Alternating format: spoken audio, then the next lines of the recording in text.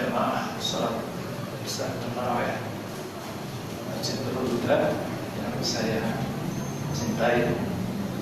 Assalamualaikum warahmatullahi wabarakatuh.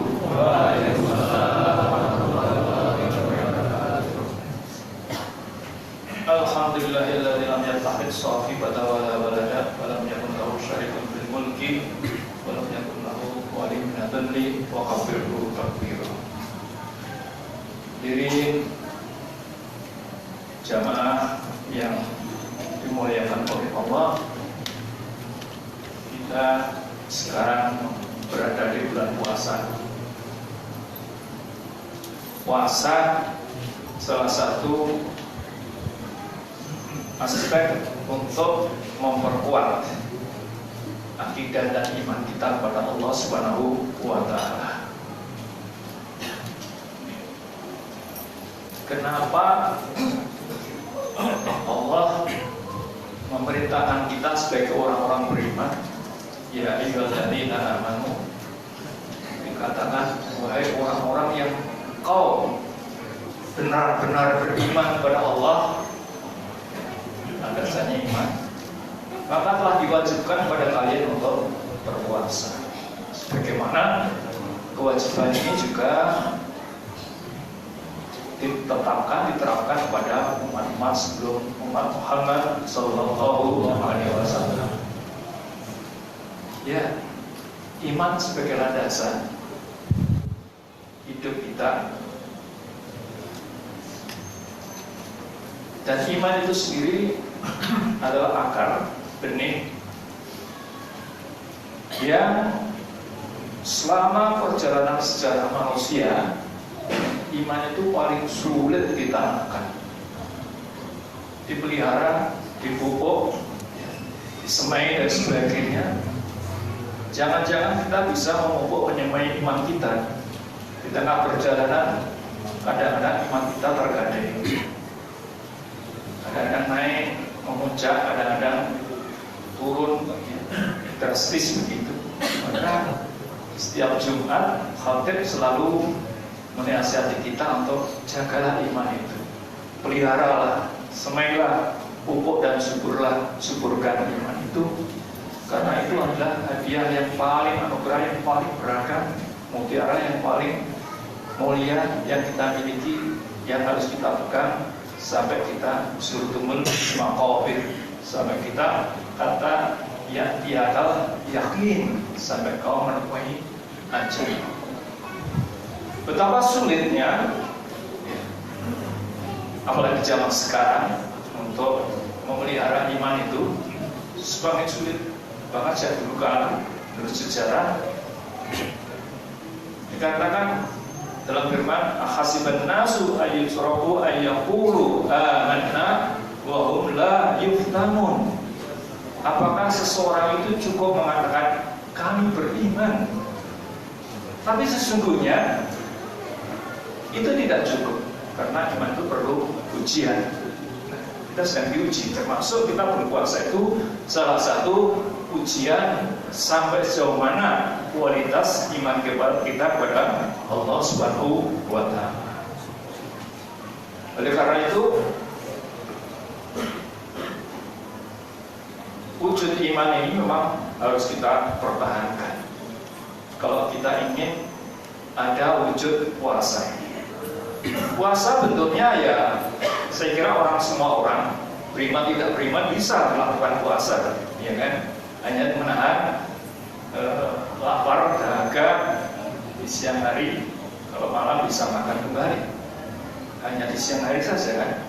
Semua orang bisa. Tapi perlakuan orang-orang berpuasa dengan orang beriman dengan tidak orang yang beriman sangat jauh berbeda. Kita berpuasa karena kita beriman. Karena macam-macam ya puasa menurut sejarahnya itu. Ada puasa ngobrol, puasa mute, puasa prihatin, puasa karena ingin mendapatkan sesuatu, itu kemudian laku tirakan ya, prihatin gitu, prihatin puasa. Banyak dilakukan, tapi berbeda dengan kita orang yang beriman.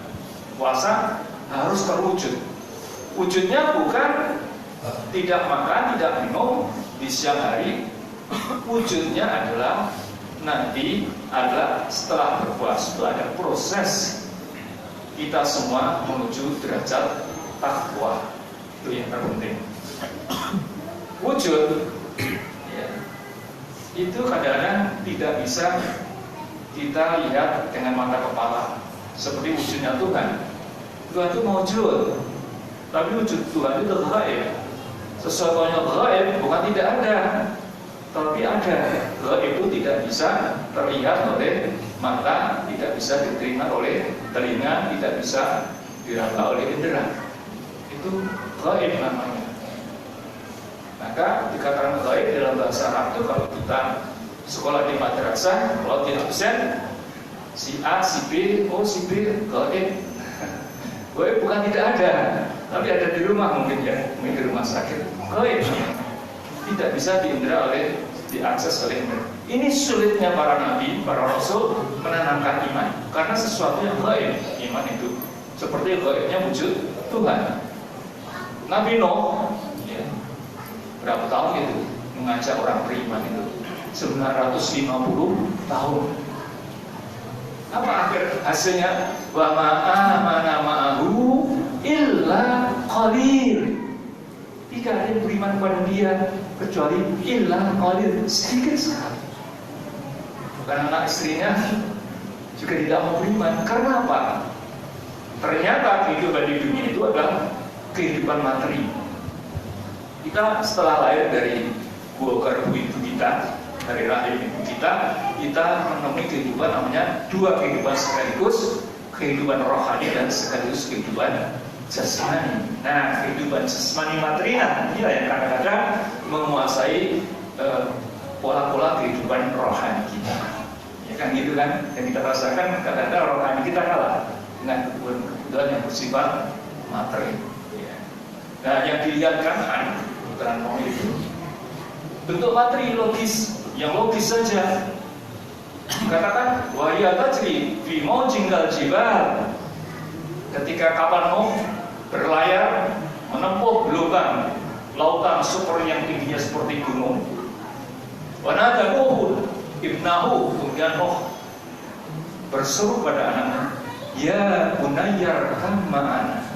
Wahai apa? Biar anakku, putraku, naiklah ke kapalku ini. Ya. Qala, apa jawab? Karena dia lihat, nggak mungkin ini. Secara materi, secara logika nggak mungkin. Logika dan materi yang dipakai itu. Sa'awi ila jabali yaqsimuni minal ma. Enggak, Bapak. Bapak nggak mau saya. Lebih baik naik ke bukit itulah yang tinggi itu. Ya simuni minal ma, saya akan terjaga terbebas dari air. Biar masih juga oleh Nuh kita kan. La asima yauma min amrillahi illa man wahai dongger putraku. Tidak ada perlindungan hari ini dari Allah kecuali yang dirahmati Dia. Kami tidak percaya juga.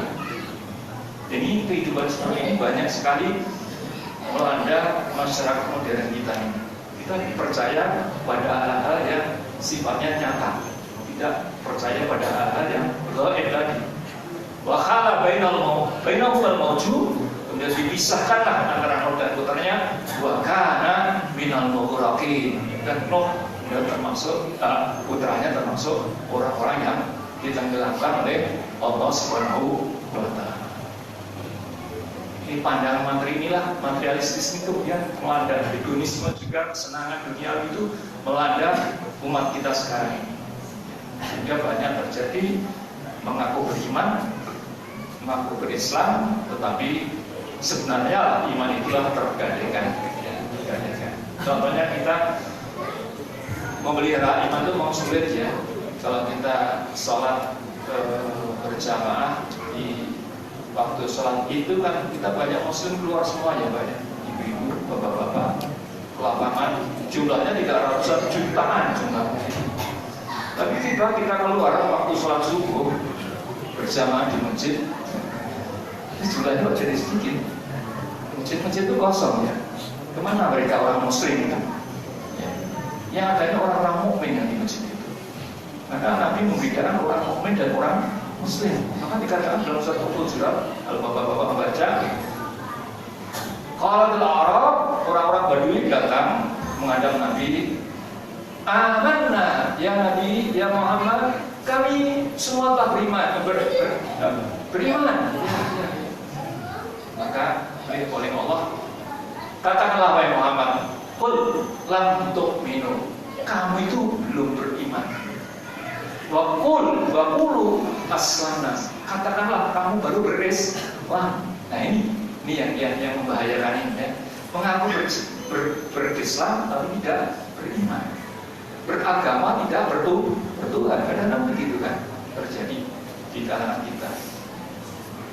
Maka wujud dari ibadah kita, wujud saum kita, siang kita, bukan kita meninggalkan makan minum di siang hari itu saja, tapi wujudnya adalah proses menuju derajat ketakwaan.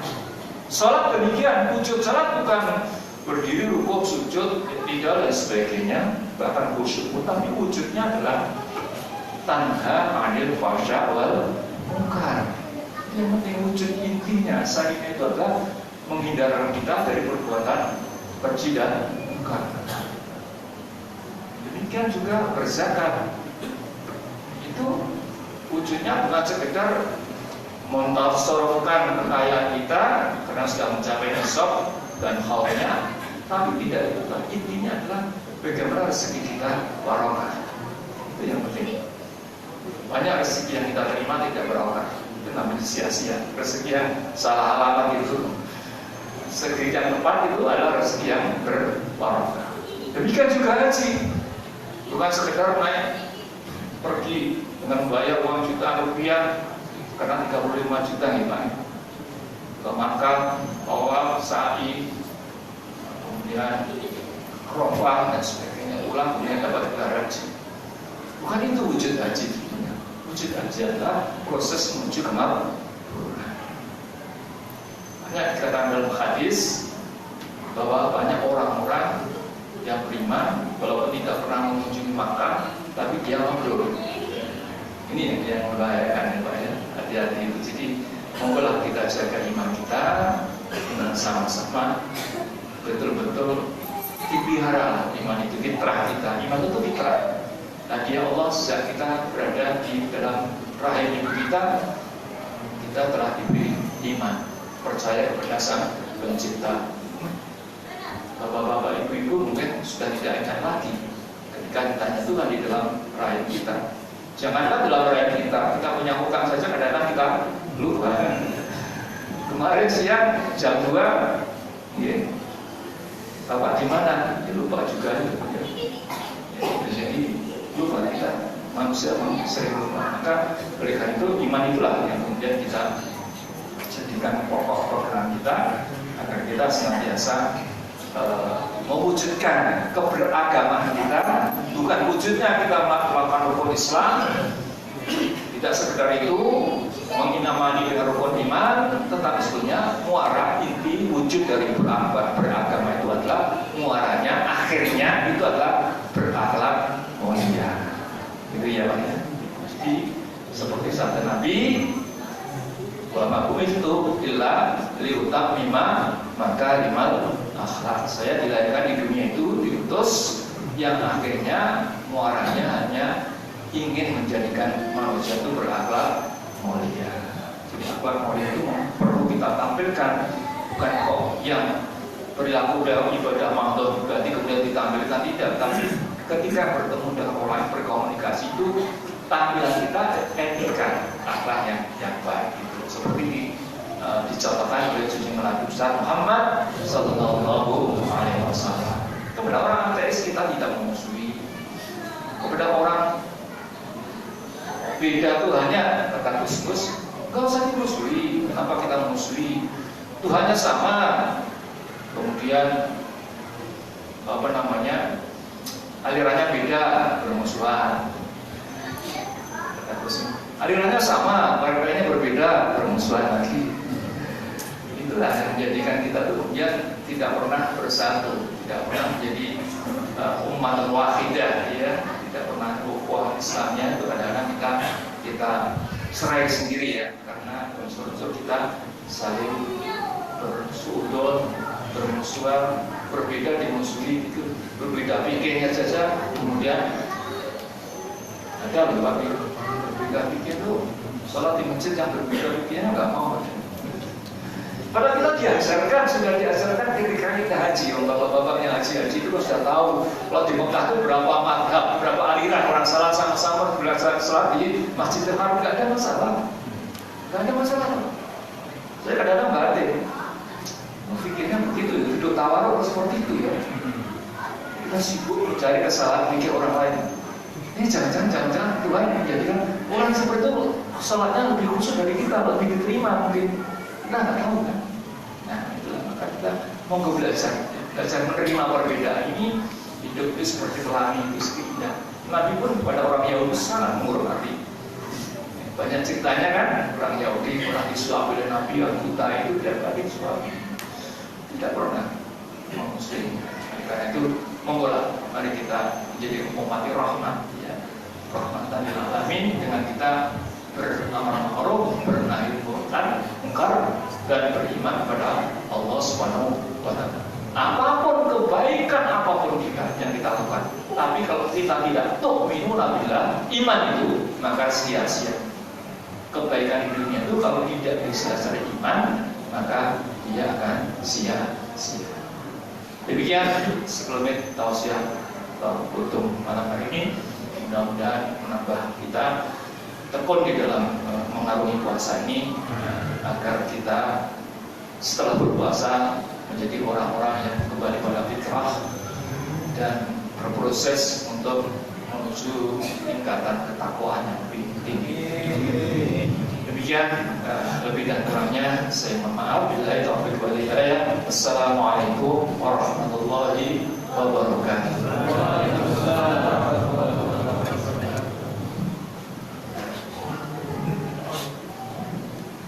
Subhanallah.